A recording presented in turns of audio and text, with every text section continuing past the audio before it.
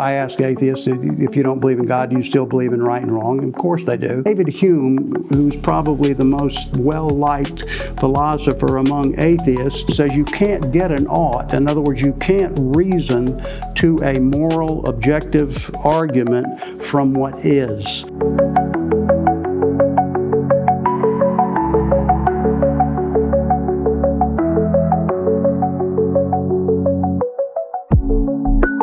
Hey, welcome to Church for Skeptics. Dan Arsenault here. I want to talk about my own spiritual journey a little bit, and I hope it's helpful to you. I was an atheist. I did not believe in God back in my late teens, early 20s, until I did believe in God, and here's my journey for that. So I came up against an argument. My argument against the existence of God, which I think it was common. It was the moral argument against the existence of God. I believe that if there was a God, a couple things that you see. If there is a God, then he's designed this universe, then he's really done a bad job of it. And you hear that frequently from people. You know, look at the situation of the world. Look at the nature of the universe now, and in particular our own existence in this world. God really messed it up. The other thing is this, that because there's so much evil and suffering in that world, then our argument was that a good, moral, loving, all-powerful God could not have designed and created this universe. Something's wrong with this world, in other words. And that was my argument. What's wrong with the world? And you can ask most people, what's wrong with the world? And they'll give you an answer. Even if they're not believers, followers of Christ, they're going to give you, here's what's wrong with the world. And a lot of it has to do with the moral argument. How about injustice? How about the unfair suffering?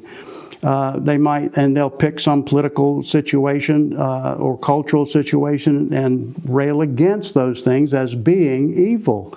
Well, here's the moral dilemma, or the dilemma I had with that moral argument is, if the universe is just natural, if it's just material and nothing exists except matter, two things.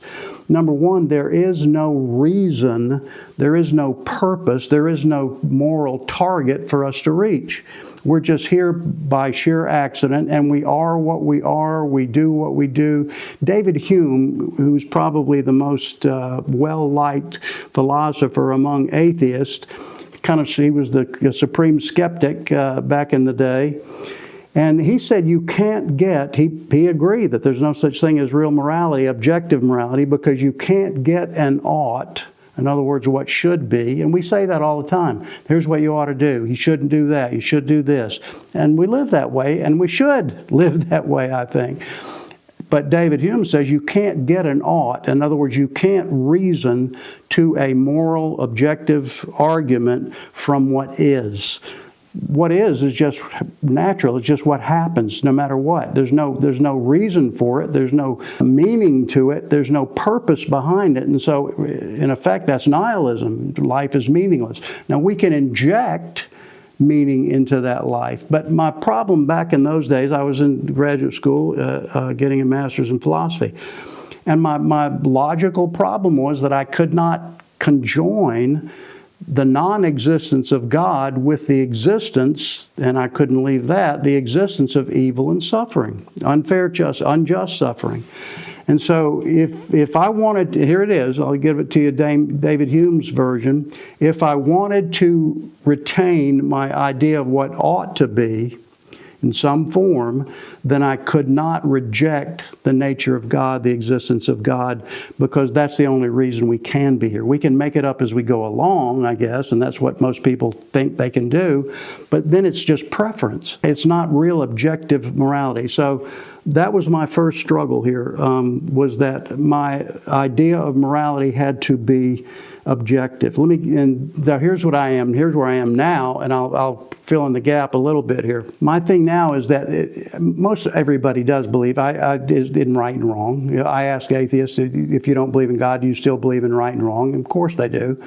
But morality, what is morality? What is the idea of right and wrong? Morality, it means that we have responsibilities to each other. Now, we could call those evolutionary responsibilities, but there again, that's not something that we should or should not do. It's something that's hardwired into us.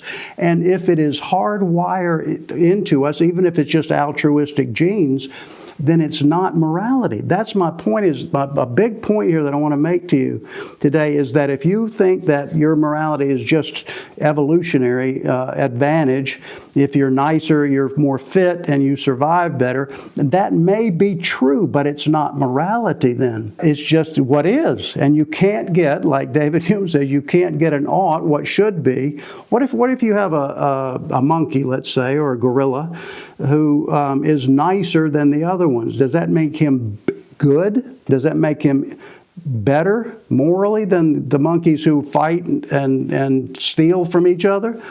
No, not at all. We don't classify them in that category because it's not a matter of good and evil.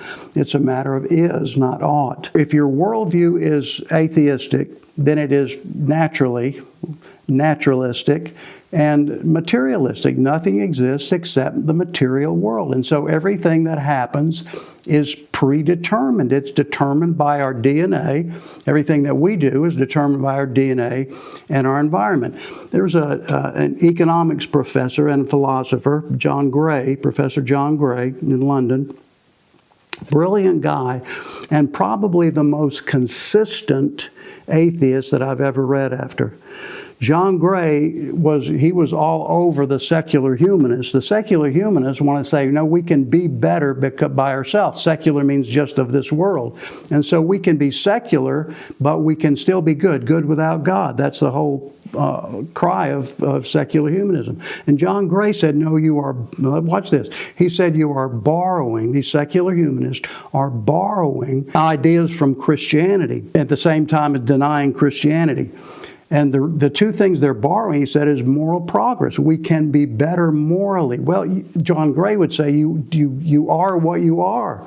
And this is an accidental thing. This is an evolutionary thing. There's no target to it. There's no goal to it. This is just what we are. So, and what John Gray would say, morality is just a convenience. It is better in normal times, but when push comes to shove in a famine or in a war or whatever, then the morality goes out the window. Let me give you one example that is written historically from this. During the early days of the German conquest in World War II, as they advanced into Eastern Europe, Nazi extermination groups, and this was before the concentration camps, but Nazi extermination squads that were, by the way, trained up from their youth in these very ideas of this is just an evolutionary thing. We're ridding ourselves of the weaker races so that the superior races can survive better. It's all about survival of the fittest. And we're the most fittest, of course, is what they thought. These extermination camps would go and make these Jews in Eastern Europe dig their own graves, and then, of course, murder them with machine guns and let them fall into their own graves. And there's a record, somebody else witnessed this, of a Hasidic Jew who was digging his own grave, an older man. And at the end of his digging, almost to the end of his digging his own grave, he stood up straight and said to his SS officer who was standing guard with his machine gun, God is watching what you do. At which point the SS guard murdered him with his machine gun. He fell into his grave. Well, here's my point.